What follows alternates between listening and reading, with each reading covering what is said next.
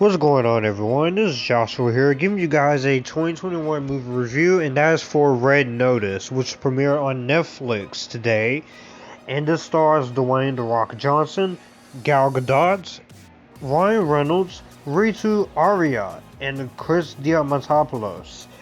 In the world of international crime, an Interpol agent attempts to hunt down and capture the world's most wanted art thief. But when shenanigans come aside with another spy agent, they find themselves playing fun games of cat and mouse, catching each other, and unlikely forming an everlasting team. When it comes to Red Notice, this was a movie I was actually kind of curious about. Of course, you have the three main actors. Of course, The Rock is very charismatic, Ryan Reynolds is a very funny guy, and Gal Gadot is likable and is charming. So, and also, of course, this was directed by the director of Skyscraper and Central Intelligence. So I was actually kind of curious to see how this would turn out. And while I will say this is not the greatest thing ever, I definitely had a lot of fun when it came to Red Notice. Starting off with the positives are the three leads, Dwayne "The Rock" Johnson, Gal Gadot, and Ryan Reynolds. No matter what the performance is or what movies they've done, good or bad, they always bring their A game. And I will say, as the three as their lead characters, they all do a very great job in their roles. The Rock is just as fun, as charismatic as he's always ever been, and he's having a lot of fun with his role. He has some great banter with Gal Gadot and Ryan Reynolds, and I enjoyed what he was bringing to the movie. He brings a lot of charm and swagger to it. Gal Gadot as the anti-hero slash villain of the story, or, well, I guess anti-villain hero. I thought she brought a lot of fun and charisma. There is one moment in this movie that had me go, wow, with her. And she's very badass, very sexy, and she's very kick-ass in the role. And it's good to see her go from her out of her comfort zone here. Ryan Reynolds, I also think, is very good here. I was a little hesitant with him for a little bit as I was watching the movie. And I will say, while he is the weakest character in the film, I do think he brings a lot of fun in the role. He's very fun, he's very charismatic, and it's nice to see him in this movie before his little small break, before he eventually does Deadpool 3.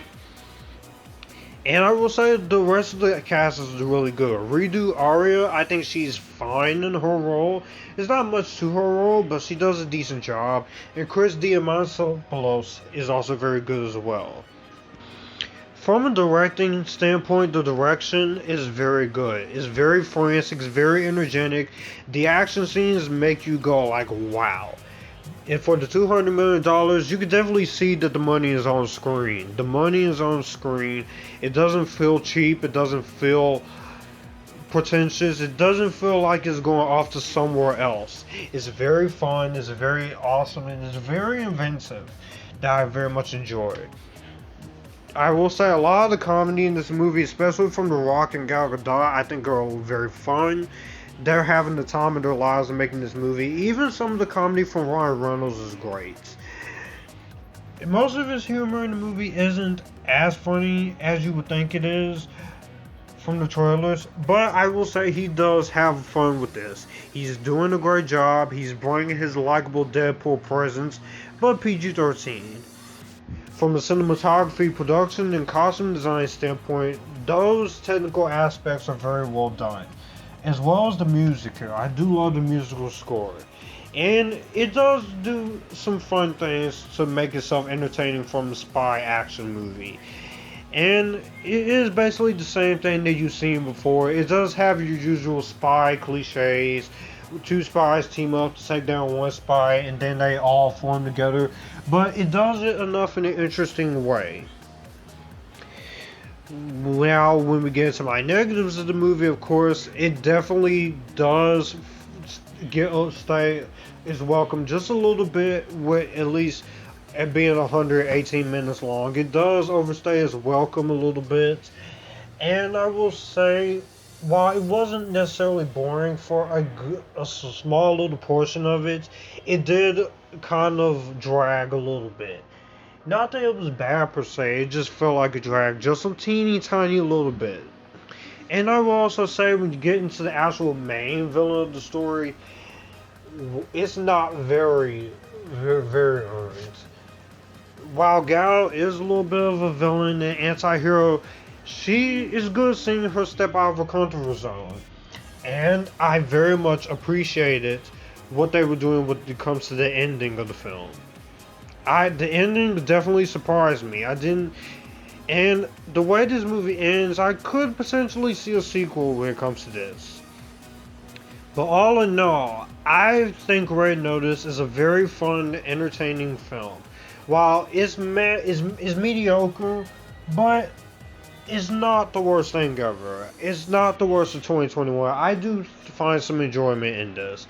And this is a movie I wouldn't mind watching again, despite my issues with the villain, overstaying its welcome, and some of the humor not being as funny, and also some character decisions that aren't the greatest.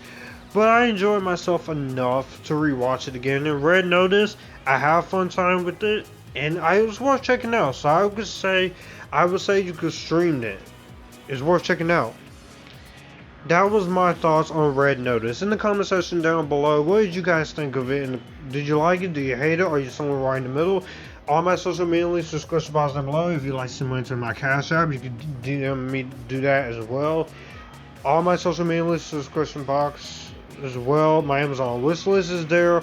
Please be sure to like this video, comment, and share this video because it does help with the algorithm and does help this channel grow, as well as subscribe to get notified with more videos like this.